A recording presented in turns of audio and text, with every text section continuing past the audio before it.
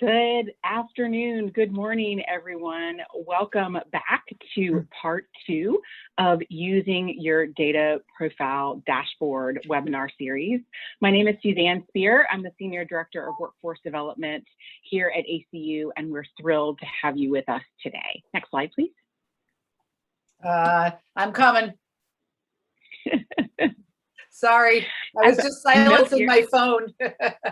You're fine. As I mentioned, I'm with the Association of Clinicians for the Underserved, and we are a national nonprofit focused on the recruitment and retention of a transdisciplinary workforce to serve the access issue. We have a lot of programs that we have developed over the last 25 years, and one of our biggest programs is the STAR Center, which is our National Training and Technical Assistance Partner cooperative agreement through the Bureau of Primary Health Care. And with that National Training and Technical Assistance Partner grant, we develop free tools and resources for you all, the health centers around the United States, as well as primary care associations on all things recruitment and retention.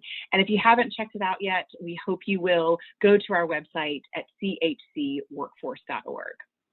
A few housekeeping items just to make you aware of today. The session is being recorded, and it will also be sent to you along with the slides to everyone that registered.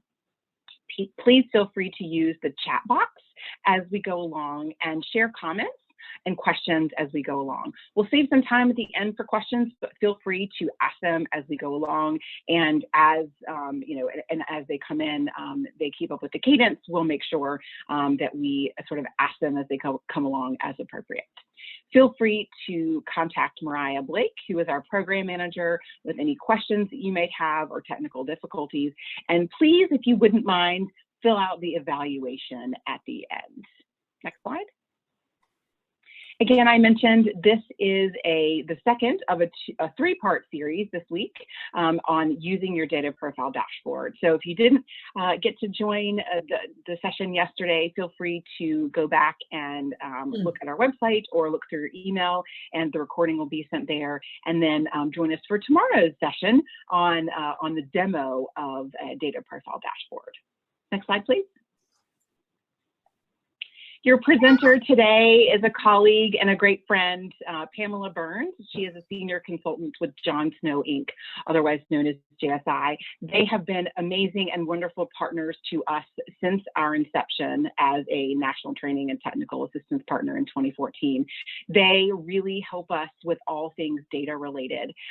Pamela is a guru when it comes to data. She has been working with health centers for decades and really is truly an expert when it comes to the health center program. So without further ado, I'm going to leave it in Pamela's capable hands. Thank you so much, and take it away. Thank you, Suzanne. Those are lovely things you said about me. I also want to acknowledge my colleague and friend, Eric Turr, who's also here today with us, and he'll be entertaining you tomorrow. But he is the data guru, and as always, provides us with a lot of insights, and certainly has put together all this stuff. It's kind of mind-boggling.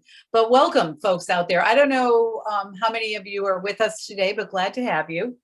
What we're going to do today is I'm going to walk you through the data profiles a little bit, and then kind of point out one or two different ways that you can think of using the data profiles to think about recruitment and retention needs for your health center.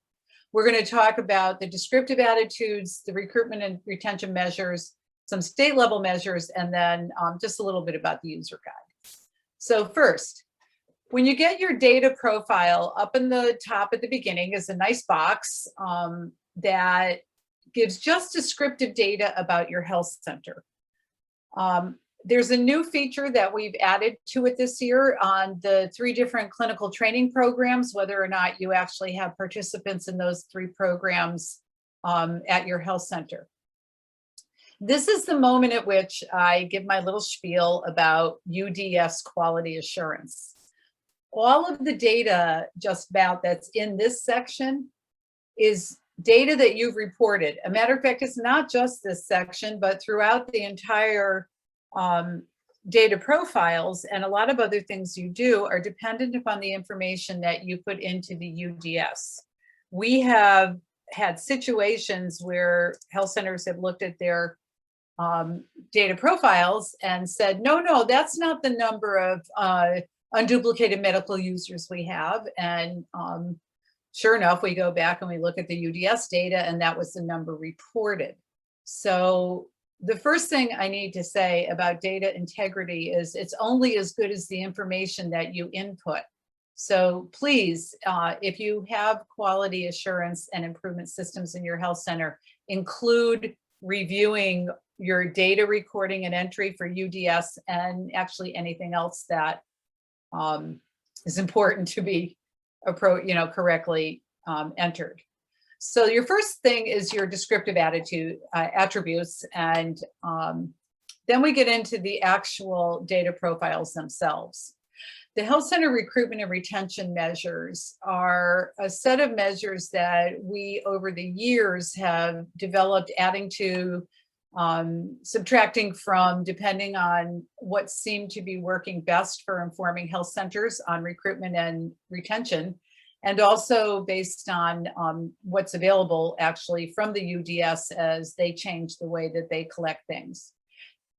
They're broken down into health center and service area, as well as retention and recruitment.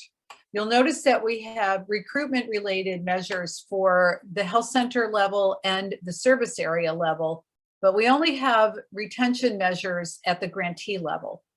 This is because the service area retention measures that we were using, for example, up till this year, we had violent crime in the service area measures.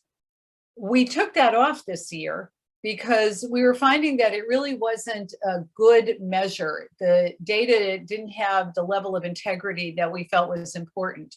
That's happened to a couple different measures over the years. For those of you who've been using the data profile, you may notice that there are things that are gone.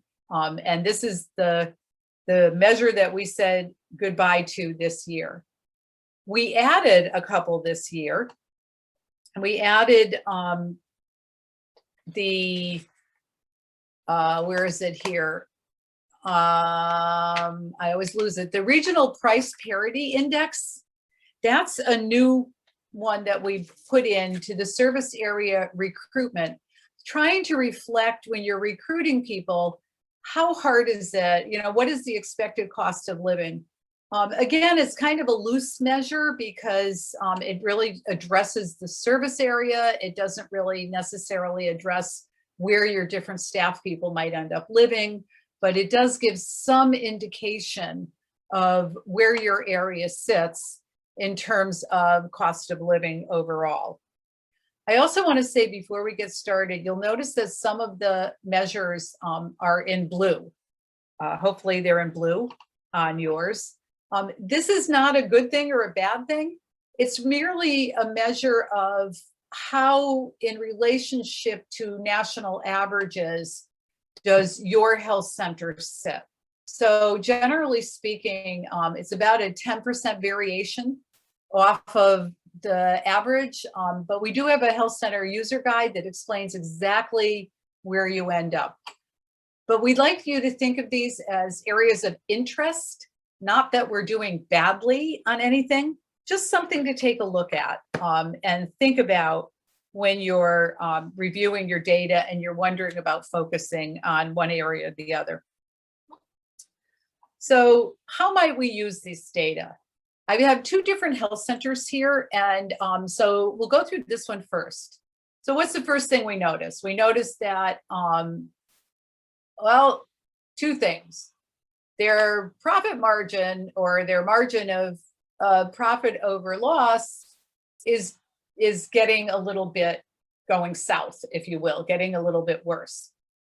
So when I look at that one, then I look at, all right, we're paying, I look at number 5 up there in the recruitment, and I see that we're paying our providers, our MD staff, below that's the Medical Group Management Association. We use their data as comparatives because they have a really good national database.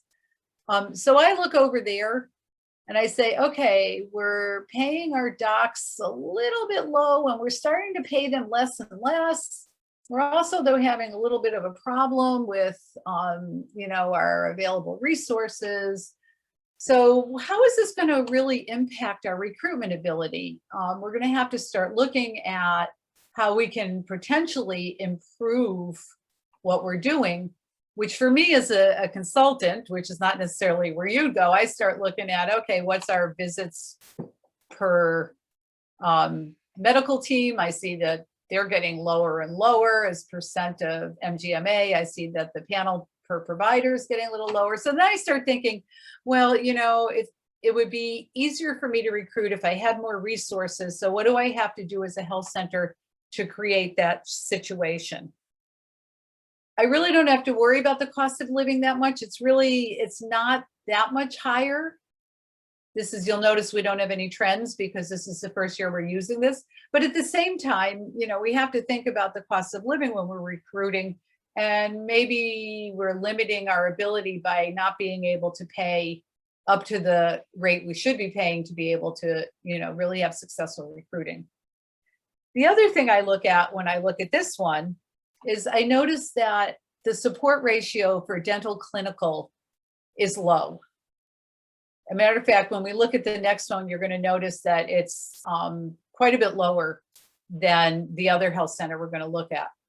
This tells me that when I'm trying to keep staff, I'm trying to keep dentists, which are some of the hardest providers to get at health centers, that I'm not really giving them enough support to keep them from burning out and getting frustrated.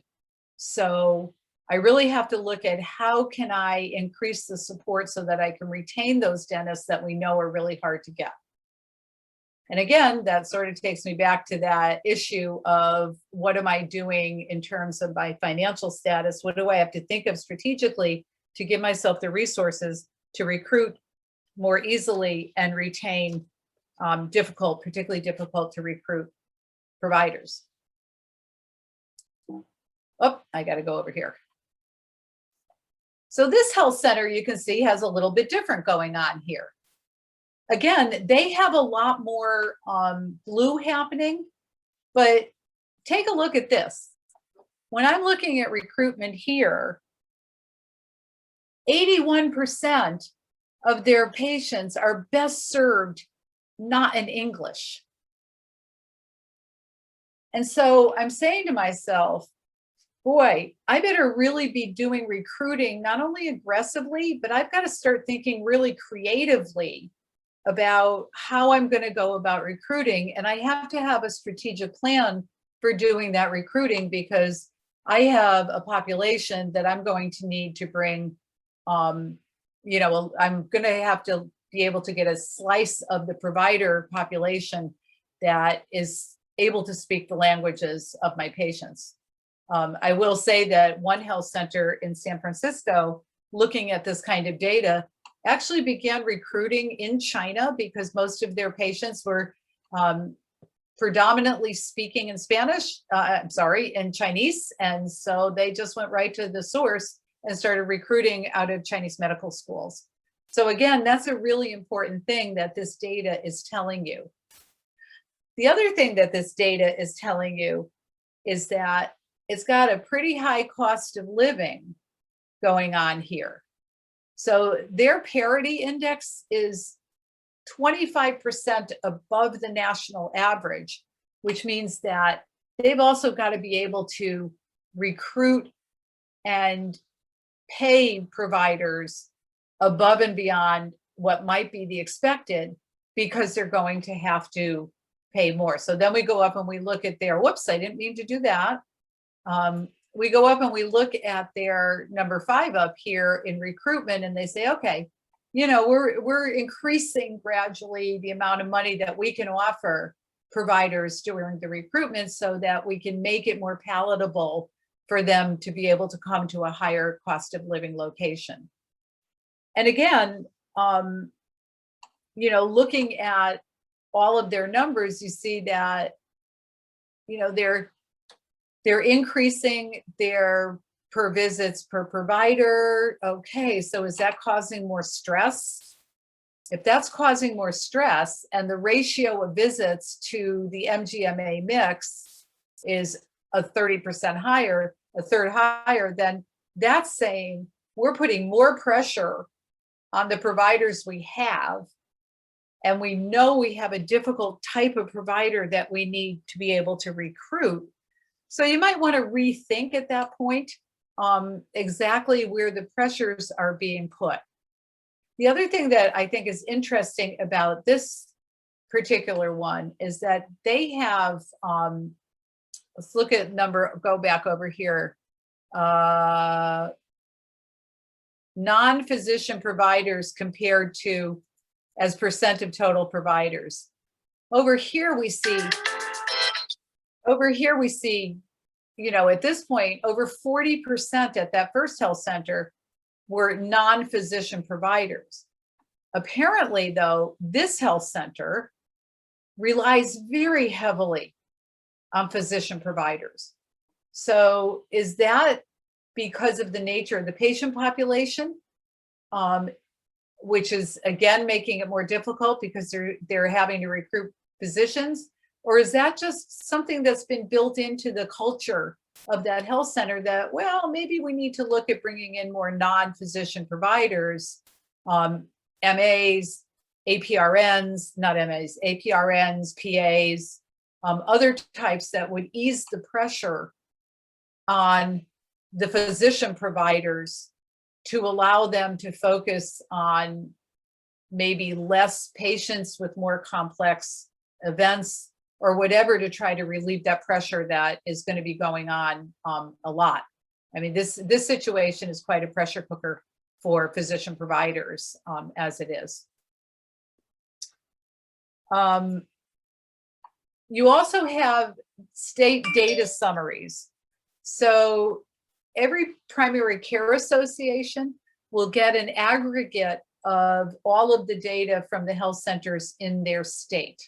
And you can see that what this is basically letting the primary care association know, on which of the measures, the recruitment and retention measures at both the health center and the service area levels are flagging more commonly than other ones. So you can see, for example, that where do we have a lot of flags? We have a lot of flags here at percent limited English proficiency for whatever state this is that we picked. We have blotted out, obviously we blinded the health centers in the states.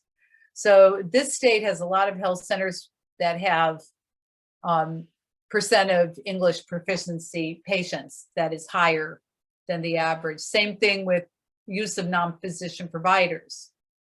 They're flagging on this end. My belief is that they were flagging low, that they use a lower percent compared to other health centers. So this is an opportunity just for the PCA to focus in their resources and their recruitment and retention efforts on what areas they should be working with their health centers in order to assist them with understanding recruitment and retention and providing training or whatever other resources might be helpful to their health centers.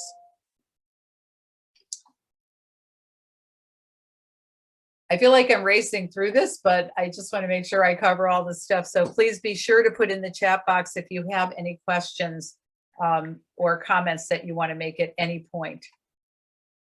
Finally, we have a health center recruitment and retention data profile dashboard summary, data summary user's guide.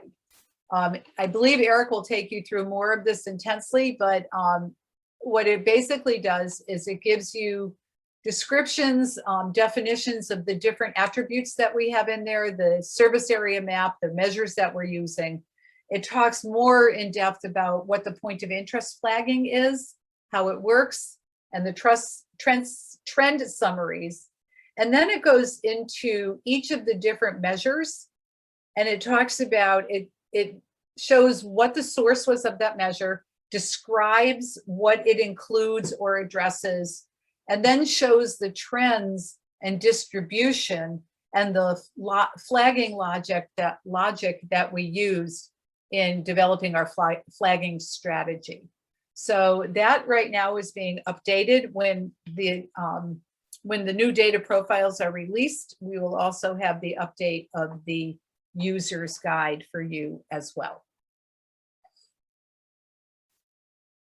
Comments and questions? Hey, Mom, Suzanne or someone, I'm dependent on you. Yeah. So thanks so much for going through all that. I know we have, at least I recognize several of my PCA colleagues on here, and just wanted to ask, or maybe just clarify, that PCA staff have access to the state roll-up, so you can see how many health centers in your state flag on a certain data point, but you also have access to these specific individual data profiles. As I mentioned yesterday, you do have to fill out a data use agreement, which went out to you guys on Monday, and you do that all electronically now. So you don't have to do it manually and send it back to Mariah. It's all done electronically this year, so we're super excited about that. But just wanted to clarify that you're able to see both. So you're able to see it from a state level, and I know that will help you all as you're looking at things that maybe you're from, besides the obvious things that are going on. If you see that there's certain trends that are going on, or there are a lot of people or a lot of health centers that are flagged in a certain area, it might help you all to say, hey, what's going on in this area? Because we have a lot of health centers that are flagged. So it's great for planning, but then it's also cool because you can see the individual profiles and just to see, okay, well, where does, health center XYZ really need help? And the great thing is that we're here to give TA, one-on-one TA to health centers, but that if you guys, want to go in there and check them out and provide that, then hopefully we're empowering you guys to do that by giving you access to them as well. So I just wanted to let you guys know that. And then obviously if you're a health center listening to this, you just have access to your own data, just because of the confidential nature of the data. We only give CEOs access.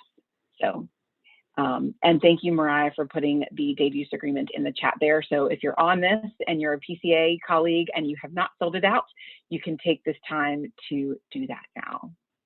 Thank you, Suzanne. Yeah. Any other questions as we go along?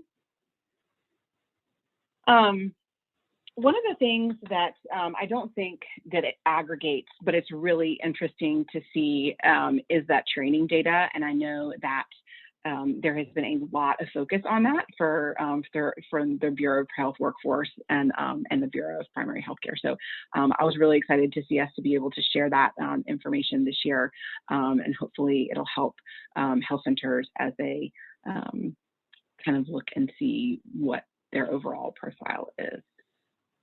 So, and Pamela, if folks are new to data and looking at data, what would be your one word or like your one phrase of advice when they look at this for the first time? Besides, don't get overwhelmed. What would be your one piece of advice to give them? Because I think that, the first time I saw these data profiles, I was at the Virginia PCA, but I thought, oh my goodness, it's a lot of data. But then I thought, oh my gosh, it's a lot of data. So would love to get your input on, what you would say when you looked at them for the first time. Well, I think the first thing you said, Suzanne, is true. Don't freak out. But I think also it's looking for the story. So the first thing that's going to catch your eye is if you have blue anywhere. That's like the head exploding moment. Oh my gosh, we have blue. Well, again, it's like, okay, well, if blue is down there in the retention under low on support staff, then I want to say to myself, gee, am I seeing anything else in my data that is a fallout from that?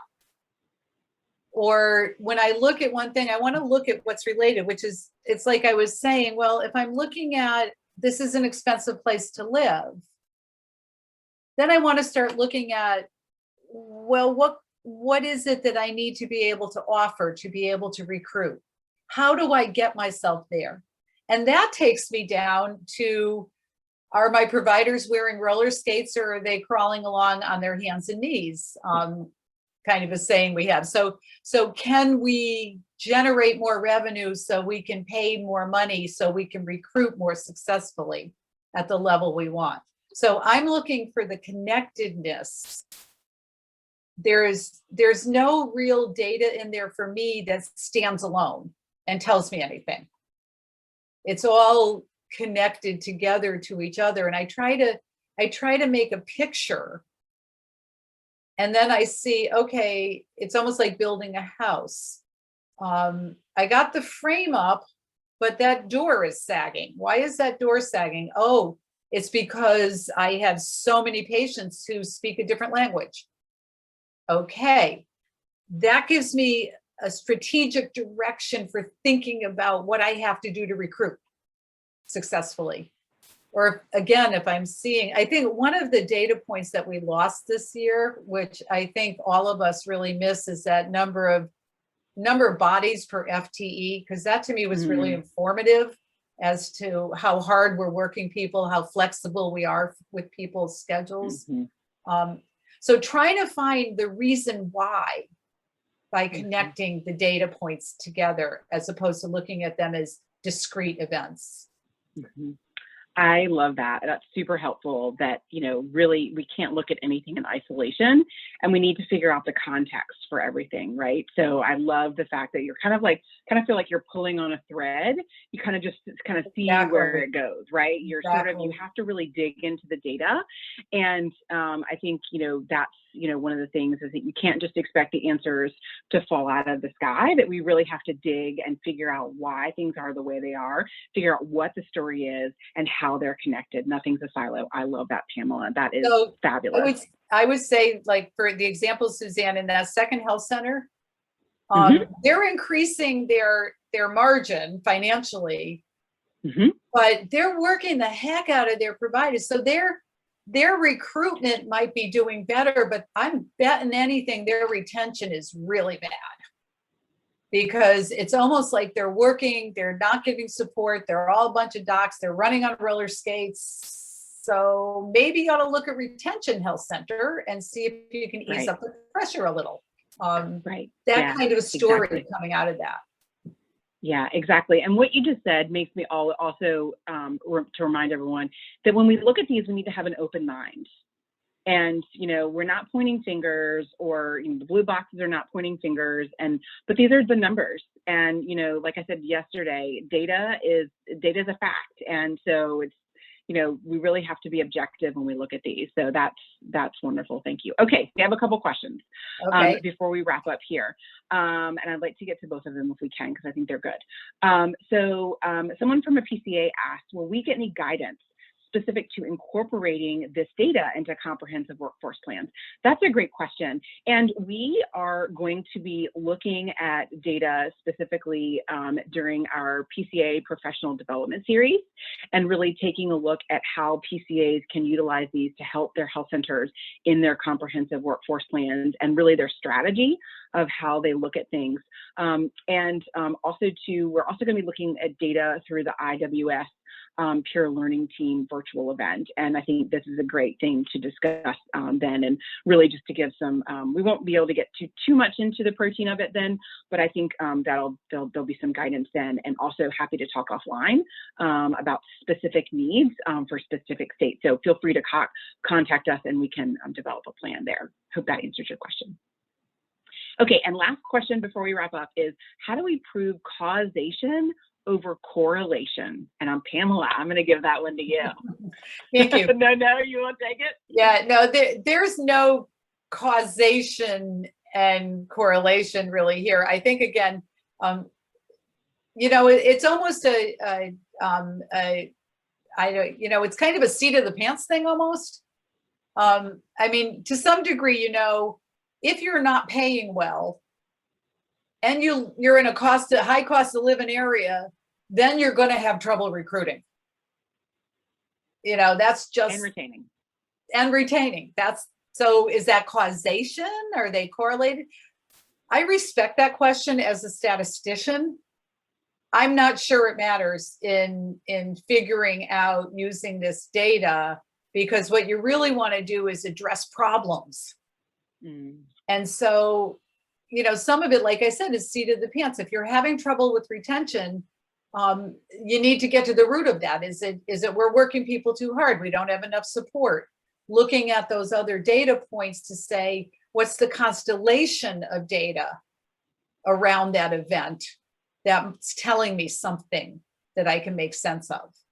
So, and of course, if you change something radically and things get really better or really worse, then that probably wasn't a good thing, or was a good thing to do. That's probably the best answer I can give.